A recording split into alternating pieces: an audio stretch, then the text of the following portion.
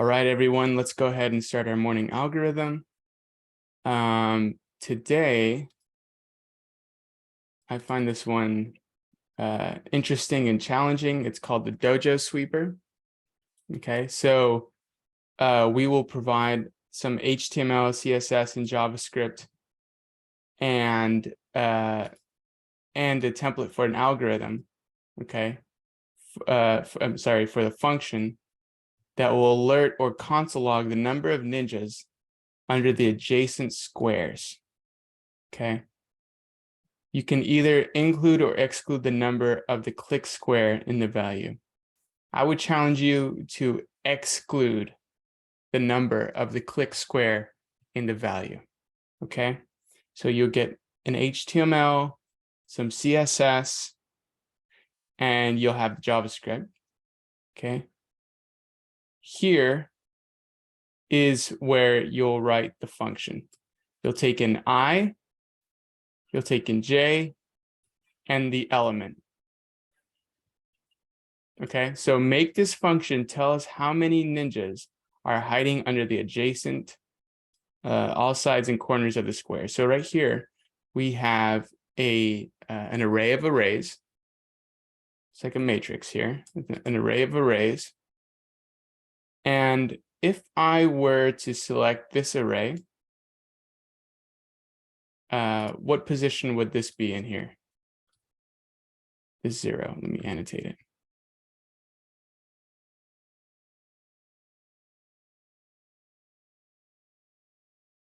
If I were to select this 0, what position is this in the array?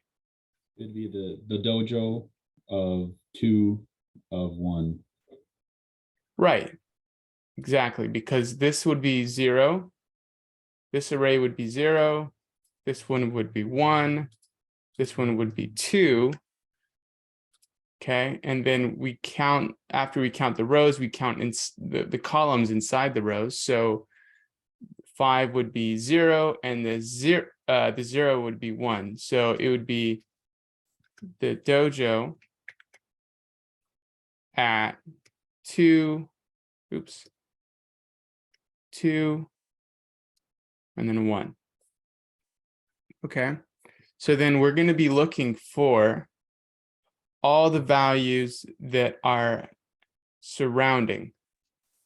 So Josh? Yes. So why do we say the dojo 2? Why number 2? Because when we are looking for a specific index within this array of arrays, first we count the arrays. So this one up here. Oh yeah, I got it. Sorry. Okay. It's okay. So that one there is the first array, and then we count 0, then 1, then 2. Once we are in the array we need, then we count from 0, then 1. Okay, once we have that position, which is described here by, let me use my mouse. That position is described by I and J, right? Because when we iterate through a for loop, when we iterate through this here, we need 2 for loops, one for I and one for J. I will iterate through the rows and then J through the columns. So then we receive I and J. Okay, that's going to be our position. And then we are going to seek everything around. What is the sum of everything around 0? So it would be 3 plus 1 is going to be 4, plus 0, still 4, plus 5 is 9, plus 0 is 9, 9 plus 7 is 16, plus 2 is 18, plus 3 is going to be 21, plus 0 is still 21.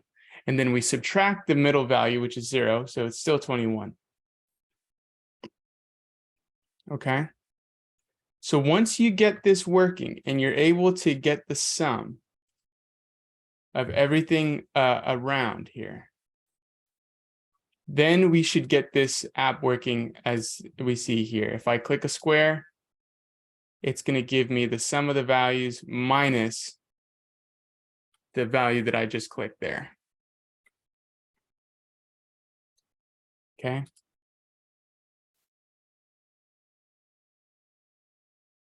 So let's go over a couple more details.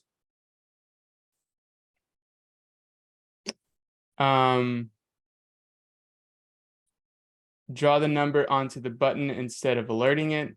That's going to be the bonus challenge that you just saw me demonstrate. At the start, randomly place 10 ninjas into the dojo with at most 1 on each spot. And 3, if you click a ninja, you must restart the game. Okay. I wouldn't worry so much about this third challenge here. What I want to emphasize here is there's 2 ways to approach this. You can use if statement or for loop. Okay. And depending on the area that you click, for example, let's say you do this 2 here. If you get the surrounding squares,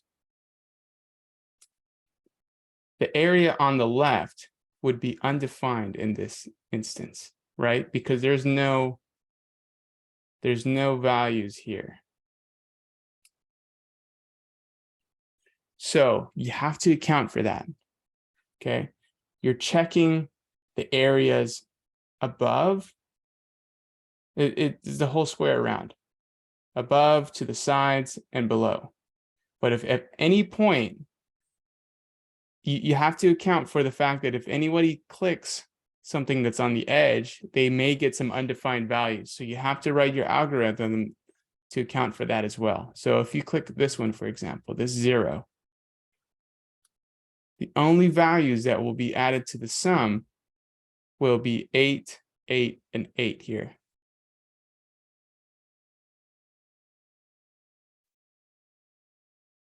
Okay. Any questions so far?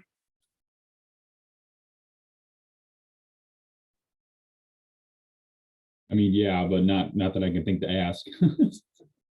Okay. I'll be jumping in your guys' rooms to make sure that everything is going well. Okay. So think of some ways that you can check the value at any point. If I give you this value here, if you select that value, how would you check all the values in the surrounding square? The top row, a column to the left, all the way to a column to the right, and then the row, including that area that you clicked, and then the row, a column to the left, all the way to a column to the right below. Okay, you can use for loops, or you can use some if statements. I've seen it done both ways. Now, if you get some undefined values, you have to write your algorithm to account for some undefined values. Okay. I'll let you guys figure that out in the groups, and if I see that it's really too hard, then I'll give you some good hints. But this is going to be good for you guys to try to figure this puzzle out. Okay. If I give too much, then I'll give away the whole algorithm. I'll take away the fun of solving it. So count here for if you have some undefined values. And I've already said a hint, if you have some undefined values.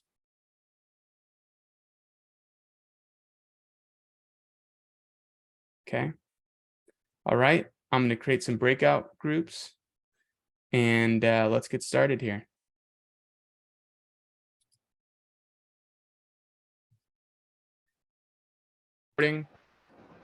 All right. I'm going to show the answer this time.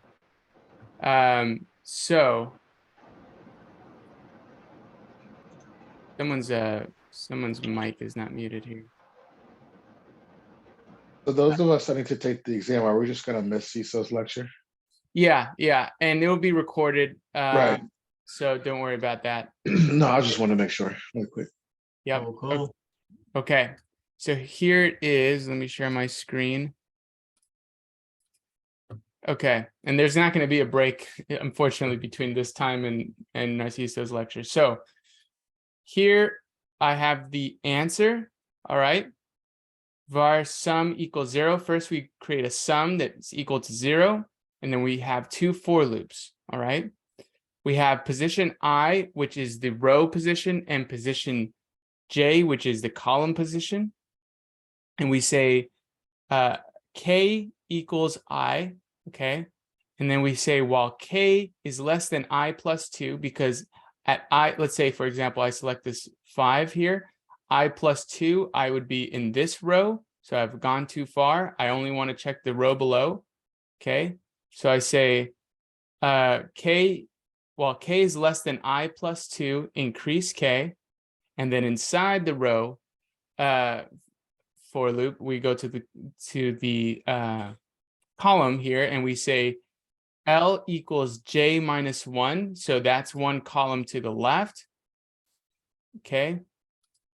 And so we say, well, L is less than J plus 2. That would be the 2 columns to the right of our original position. So if this is my original position, J plus 2 would be all the way over here in this column. So we would have gone too far. So if I'm picking this, J plus 2 would be 2 positions to the right. So that's where we would stop. And then inside this nested for loop, we say if the dojo at K is not equal to undefined, and the dojo at L is not equal to undefined, then sum plus equals the dojo at KL. Okay, so we're just adding to the sum at every position that we loop through. And if it's not equal to undefined. On 43, shouldn't K be equal to I minus 1, so it starts at the row above? Let's see here. Cause that's only checking the row that you click on and the row below it, instead of the row above it and then the Yeah, I one you think you're click right. on. I might have accidentally deleted that. And okay. Okay, cool. That makes more sense. And the Yeah. only reason I know that is because you explained it like 10 minutes ago, so thank you. You got Okay. it. Okay, yeah, it's a bit of a brain teaser. Sorry if you guys didn't complete it. Students don't usually complete this one in the time. It's just to introduce you to a new this is like the hardest algo for WebFun, and it's by far the hardest. So that being said, we're running out of time. I'm going to provide you guys a link to Narciso's lecture. If you still want to go over this one, we will go ahead and do that later on today. Okay, this is one of my favorites. So let's go ahead and regroup later in my office or something if you guys want to join and discuss this one. Hey, guys. Hey, Narciso, we're about to join right now. Oh, no, it's okay. So I sent you a message. I want students to have a break anyway. So Okay, we started at 10:15. 10:15. Okay, Cool? cool. All right. All right. So there, I guess we have some time for a break. Now about K being I minus 1. Yeah, that does seem correct. Yeah, we're checking the row above. Now, did anyone do this through if statements and get this through if statements correctly? We started it, but we didn't actually write the if statements. Joe, and did you were you guys able to get Spencer's algo working with if statements? No, it's not working right. I'm not sure. It's like it won't look at undefined properly. But now I'm wondering, Spencer, you see how Joshua is checking both index separately to see if it's undefined instead of both. Like what we're doing is trying to check both at the same time. I don't know if that, you know what I mean, if that makes a difference, but can maybe try it like that. Yeah, I can try it. Yeah.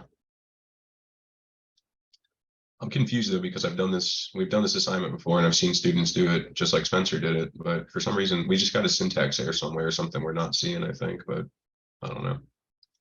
Okay. Yeah, I'd love to go over this in depth with you guys after Narciso's lecture. But like I said, this is just meant to push you and surprise you as well. And then at the end we say element.intertext equals sum. And there's another, if you want to subtract the value that we selected, how would you do that? So subtract the original, the center value. How would we do that?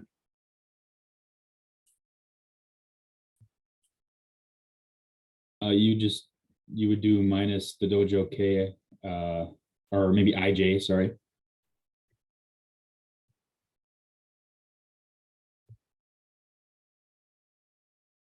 I and what's the second one? I and j. J, yeah. Yep. So that then this one here is subtracting the center value. Okay. And if you guys weren't close, here's the answer. You can take it for yourself, study it, and it's a fun one. Once you get that working, then you get to make your own Minesweeper game. I see your HTML. The HTML is given to us. So you didn't have to add it? I didn't see the function called anywhere in the HTML. Here it is. No, we did have to do the on click.